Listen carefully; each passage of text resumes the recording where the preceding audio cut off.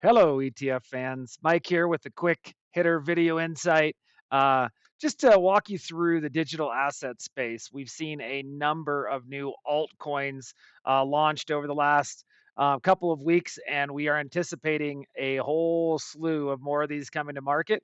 And so we're getting a lot of questions on, hey, how can I track this? How do you guys classify it on your member platform? So thought I'd just walk through a couple tips and tricks here on the digital asset space. First and foremost, we do have a channel dedicated to cryptocurrency. So just like all of our other channels, we provide weekly recaps. We have reports updated on league tables, who are the major issuers, AUM and flows, performance reports, summaries on a weekly basis of what's happening in this channel.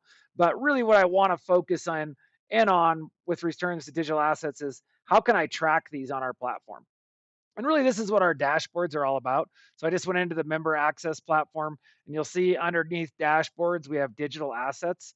And what we do with with the largest, most popular channels is we try to create a clean experience for you to navigate that channel, utilizing our proprietary classification. So this particular channel, digital assets, you can see has $169 billion in AUM, and we group it up by Bitcoin, Ethereum, altcoin, which is all those new Solana, XRP, HBAR, Litecoin, ETFs that are coming to market, and then multi-coin, those that are holding more than one coin. That's how we kind of group it at a base level. And the next level, then we'll break it out by, hey, is this a spot price product or a futures-based product? And then the whole point of this note was to really talk about the altcoin space and see what's happening there, right? We know that crypto or digital assets have been under pressure lately. So, how are these new products doing? And if we kind of open this up, you'll see that most of these are trying to track the spot price through holding these digital assets with a qualified custodian in a digital wallet. And we'll see, there's already $1.3 billion in this. BSOL has the most AUM with 497 million, followed by the Rex Osprey Soul Staking ETF. And if I just kind of scroll across here, the top, we'll see um, from performance obviously has been under pressure. We know Bitcoin's been under pressure. So out of the gate, performance has been pretty rough. But are they bringing in any capital? And the short answer is yes.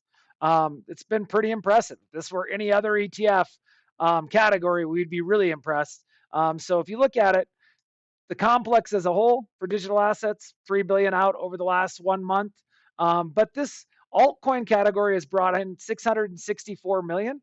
BSOL is for 550 million of that. So clearly latched on the Bitwise product as an area people really want to get access to. So we can take a quick look at that product. I'll use this hyperlink to go into the research frames, and I'll just hop into that AUM and flows page, change this to daily.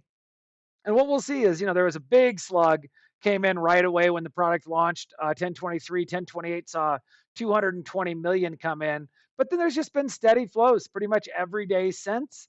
And if we kind of scroll down, we can see that growth in shares outstanding, that growth in AUM. Just wanted to kind of highlight really quickly how you can track all these new altcoins that are coming to market using our classification system, using our dashboards, so you know how to filter and find these products as they come to market. I hope this insight was helpful for you. As always, if you have any questions, reach out to team at ETF Action, and thanks for watching.